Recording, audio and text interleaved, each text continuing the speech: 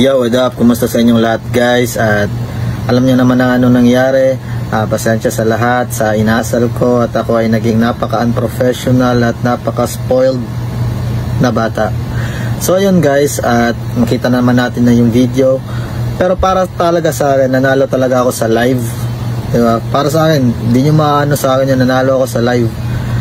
Pero pagtingin ko sa video, aminado talaga ako guys na natalo talaga ako. Talo talaga ako sa video. So ayun, naglabas naman na yung pangil sa pangil ng official statement na ako ay nagko-concede at si Mot na yung mag-advance para sa second round. Yun, congratulations Mot, at deserve mo yun. Para sa'yo talaga yun. So ayun, si Mot na mag-advance sa second round. Tapos pag nanalo si Mot sa second round, ako yung mag-a-advance sa third round kasi mapapahinga pa si Mot kasi mapapagod siya eh. So ako yung mag-a-advance sa third round. At pag naipanalo ko yung third round, si Mot naman maglalaro pa sa finals. Joke lang, gagi.